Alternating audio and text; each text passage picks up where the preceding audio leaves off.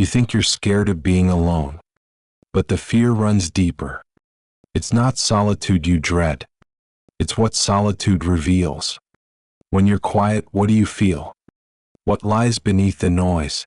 Because inside that silence is the part of you you never met. We chase company. We fill our calendars. We stay in mediocre relationships, just so we don't have to face ourselves. But what you run from in the dark follows you into every room you enter, even crowded ones. Even with laughter and music, you tell yourself, I'll be lonely if I don't stay. But staying doesn't remove the loneliness. It plants a different type, a loud, restless isolation. Let me tell you about Mia. Mia was always in relationship. Short ones, brief passions. One ended, another began. Because being alone felt deadly. She'd cry in her room, listen to sad songs, swear she'd never date again. Next month, new match, new hope. Her friends said she was social, but her heart felt empty. Connection lacked depth. She pressed smiles into texts, but felt unseen, because she never said what mattered. What if you're not afraid of being alone? What if you're afraid of being seen? Loneliness isn't absence of people. It's absence of connection. It's the gap between this matters to me and they don't see it. If you can't speak what's important, you feel alien, even in a crowd. So you stay, because you'd rather be with someone than be misunderstood, because the thought of opening up feels worse than feeling unsafe. But here's the truth. Safety doesn't follow avoidance. Healing doesn't follow distraction. You don't belong to others until you belong to yourself. Jung said, loneliness does not come from having no people around, but from being unable to communicate the things that seem important. That's the lie we believe. More people equals less loneliness. But crowds don't fill emptiness. Authenticity does. Maybe you pretend. Pretend to be okay. Pretend to enjoy being with them. Pretend not to feel invisible. That's the bridge to shame. Shame of being needy. Shame of being emotional. Shame of wanting real connection. And because it's shame, you swallow it.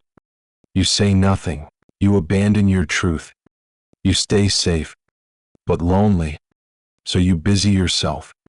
Swipe. Scroll. Laugh on cue. Plan another hangout. Watch the loneliness grow behind the scenes. What if you stayed silent? Just 1 hour. No phone. No plans. Just you. What if you let the quiet in? You might feel grief. You might feel fear. You might feel loss, because you never gave yourself permission to feel it. But empathy begins there. Not with grand gestures, but small moments of honesty. When you can sit with yourself and acknowledge the ache, that's the beginning. Because you can't belong somewhere if you refuse to belong with yourself. Attachment to others often replaces attachment to your soul. You confuse noise for company. You confuse movement for meaning. You think leaving yourself behind is easier than doing the work. But self-belonging is the foundation of all belonging, and it starts with courage. The courage to say, I'm lonely not because I'm alone, but because I'm not seen. That's okay. It's not your weakness. It's your signal. Now listen, sit quietly. Ask yourself, what matters to me that no one hears? Am I pretending to belong just to avoid being alone? What truth have I withheld, even from myself? These questions feel loud, but they guide you home. Solitude is not a punishment. It's an invitation to rediscover yourself, to hold your own heart, to learn you don't need someone else to show you how to feel alive. So if you're terrified of alone, take a breath. Let the quiet breathe. You may find you're exactly the home you've been searching for. You can be surrounded by people and still feel completely alone. That's the kind of loneliness no one talks about. The one that sneaks in while you're laughing, while you're texting, while you're smiling on cue. You think, something's wrong with me. But it's not you. It's the lack of real connection. You're not alone. You're unseen. You're unheard. You're misaligned. That's the kind of loneliness that breaks people quietly. We grow up thinking, we have friends, if we're in a relationship, people like us, we won't feel empty. But no one tells us that being liked isn't the same as being known. There's a silence that happens when you're with people, but you're holding everything back. When you laugh at the jokes, but can't talk about the ache. When you're posting perfect stories, while silently falling apart. Real connection isn't about presence. It's about permission, the permission to be real. Let's talk about Jason. Everyone thought he was the life of the party. He had a ton of friends. He never missed a weekend event. Always smiling, always active. But every night after the crowd disappeared, he felt like a ghost. He couldn't remember the last time he told someone how he really felt. Because every time he did, he was told, "You think too much. Don't be so sensitive. Just enjoy life." So he stopped talking and started performing. On the outside, energy, humor, charm. On the inside, silence. That's what many of us do. We become easy to like. We become low maintenance. We smile. We agree. We shrink. Because connection feels dangerous. We've learned that honesty pushes people away. That being too much will make us alone. So we settle. For shallow conversation. For forced laughter. For emotional starvation. And we wonder why we feel empty, even when we're never alone.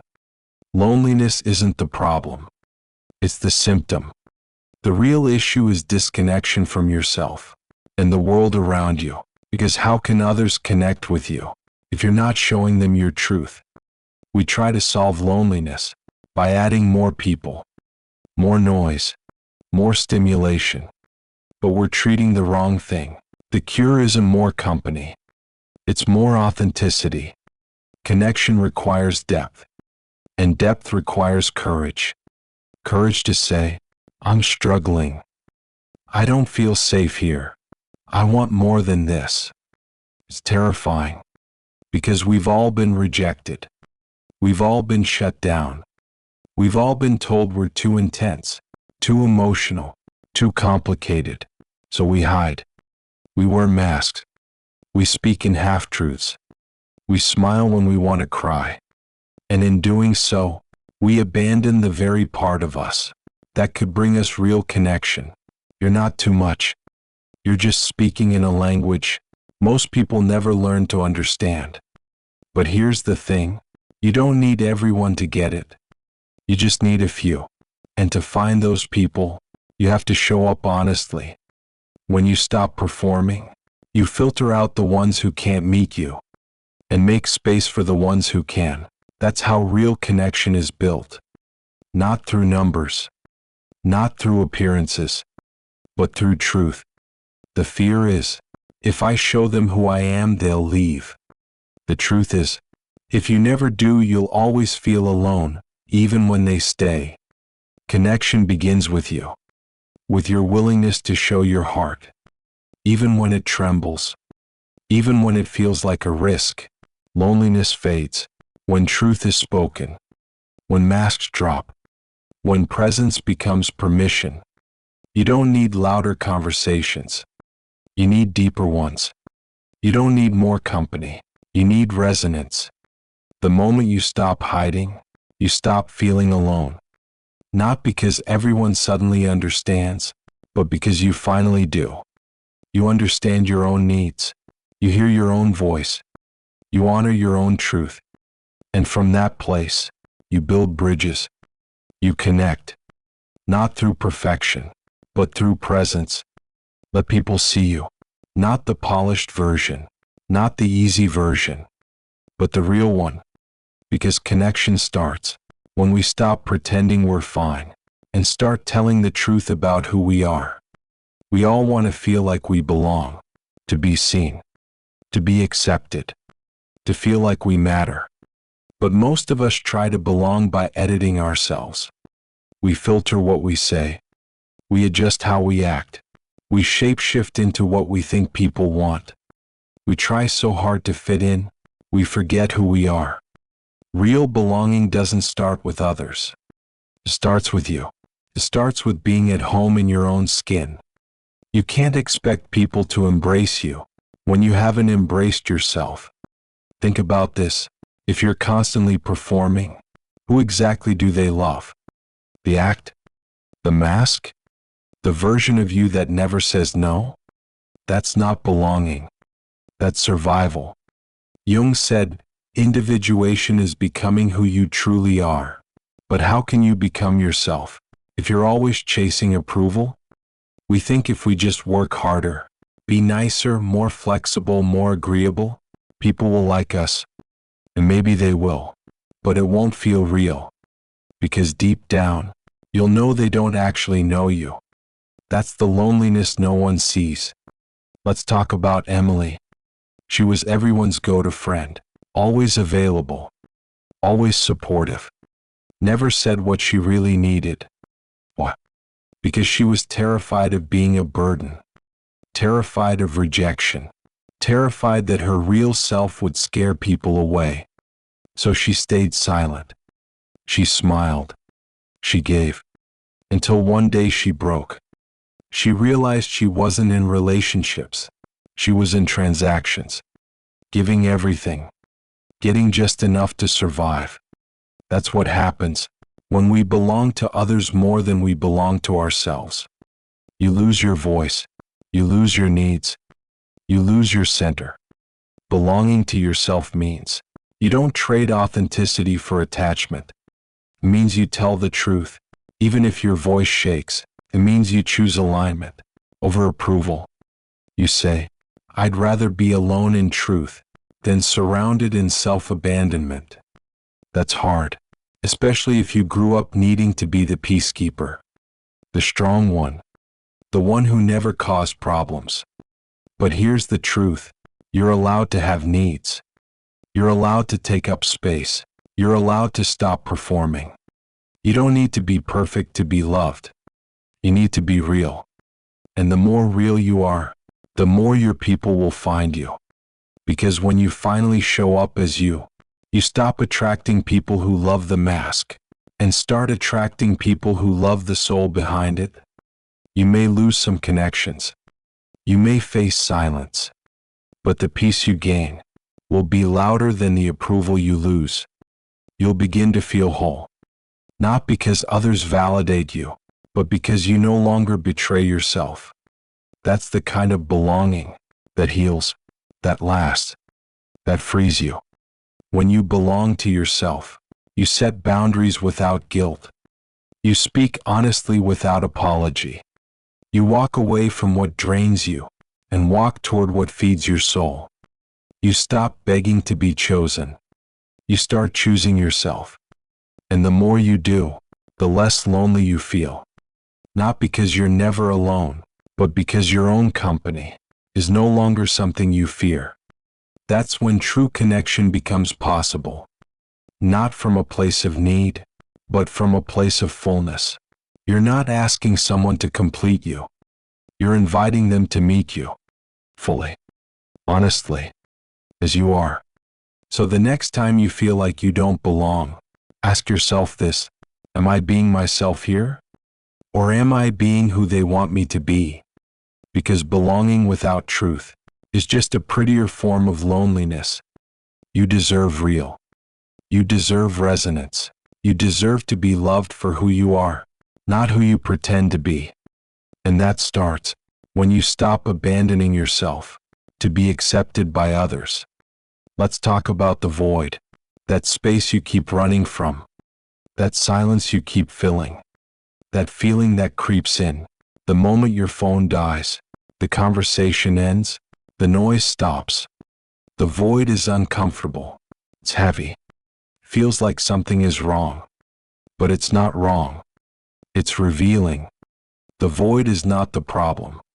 It's the mirror. And most of us will do anything to avoid it. We scroll. We swipe. We binge. We chase people who don't love us. We overwork.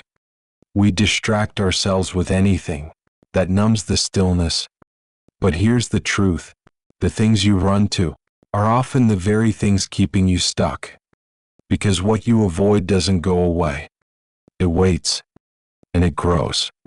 The pain you bury becomes the pattern you repeat. You say you want peace, but you don't want to feel what's in the way. You say you want clarity, but you won't sit long enough with the fog. You want healing, but only if it's quick, clean, painless. But healing isn't clean. It's messy. It's quiet. It often starts in the dark. We don't heal by avoiding the void. We heal by entering it. It's in the void where the truth lives. The grief you never grieved. The anger you suppressed. The longing you denied. That's why it hurts. But that's also why it heals. Think about Jake. For years he was always on. Working 60 hours a week. Always texting. Always around people. He said he liked to keep busy. But one weekend he had to spend alone. No friends, no plans, no work. And that quiet nearly broke him. He realized he hadn't been alone with himself in years. And what came up? Not boredom, but pain. Old memories, loneliness, the shame he buried under success. That weekend changed him. Not because he had answers, but because he finally stopped running. He sat in the void, and it spoke. It said, "You've been surviving, not living." That's the power of the void. It tells the truth. But most of us aren't taught to stay with it. We're taught to escape, to be productive, to be strong, to move on quickly. But healing is slow. And strength doesn't always look like action. Sometimes it looks like stillness. Like sitting with the ache until it softens. When you stop avoiding the void, you stop needing constant stimulation. You stop craving empty validation. You stop chasing people just to not feel alone. Because you realize the feeling you feared wasn't loneliness. It was unprocessed emotion. And when you finally feel it, really feel it, it begins to lose its power. You reclaim your energy. You reclaim your clarity. You reclaim yourself. So the next time the void shows up, don't run. Sit with it. Ask it what it wants to show you. Listen. You might cry. You might rage. You might remember things you tried to forget. But eventually, you'll start to feel lightness. Not because it's over, but because you stopped resisting. You'll realize the void isn't empty. It's full. Full of the parts of you that have been waiting to be seen. And once you see them, you're not fragmented anymore. You're whole. This is where healing truly begins. Not when everything is fixed, but when nothing needs to be hidden. Not when you feel good all the time, but when you stop pretending you don't feel at all. This is emotional clarity. Not the absence of pain, but the presence of truth. And from truth, you find peace. Real peace. The kind that doesn't rely on anyone else. The kind that doesn't vanish when you're alone. The kind that grows from the inside out. So let the void come. Don't fear it. It's not here to break you. It's here to bring you back. You keep searching for your people. You want someone to understand you, to see you, to stay. You try harder. You become more agreeable, more likable, more impressive, but deep down, you feel exhausted. Because the more you chase belonging, the less you feel like yourself. Let's be honest, you've been bending to fit, shrinking to stay, smiling to keep the peace. but inside you're lonely. Not because no one's around, but because you're not around. You've lost yourself in the chase. This is what most people don't realize. Real belonging begins the moment you stop performing. It starts when you stop asking, "What do they want me to be?" and start asking, "What do I want to be?" We live in a world that tells you to earn love, to prove your worth, to be high value, to be cool, chill, easygoing. But the truth is, you can only belong when you belong to yourself first. If you don't, every relationship becomes a performance, a mask, a way to avoid the fear of being alone. You'll settle. You'll tolerate less. You'll say yes when you mean no. You'll cling to people just to not feel empty. But here's the twist. Chasing belonging will never give it to you, because belonging isn't found. It's claimed from the inside. It comes when you finally stop running from your own truth, when you sit with your pain, when you stop blaming others for not filling your void, when you say, "I am done abandoning myself to be chosen." Think of Maya. She always had someone, a partner, a best friend, a crush. She called herself a people person, but she felt hollow, drained, invisible even in love, because she was always shaping herself around whoever was in front of her. She'd silence her needs. She'd hide her anxiety. She'd act like she was okay, even when she wasn't. Until one day, her relationship ended. Her friendships drifted. She was finally alone. And for the first time, she didn't rush to fill the space. She stayed. She felt. She cried. She journaled. She remembered who she was before the people. And slowly, she stopped chasing. She started choosing. Not from fear, but from clarity. She started setting boundaries. She started saying no. She stopped explaining herself. And you know what happened? She didn't lose everyone. She just lost the ones who only loved her performance. And what remained was real. That's the paradox. When you stop chasing belonging, you start attracting it. Because you're no longer needy. You're not trying to convince anyone. You're rooted, whole, aligned. You stop begging to be seen, because now you see yourself. And when you see yourself, you teach others how to treat you. You don't settle for half love. You don't sacrifice peace for attention. You don't trade authenticity for approval. You become magnetic, because authenticity always is. Here's the truth. If you feel like you don't belong anywhere, maybe it's not because you're broken. Maybe it's because you've outgrown who you were pretending to be. Let that version go. Let the masks drop. Let the wrong people drift away. You're not meant to belong everywhere. You're meant to belong somewhere real. But that can only happen when you're real with yourself. So stop chasing. Stand still. Root deep. Let the right people find the real you. And if it takes time, let it take time.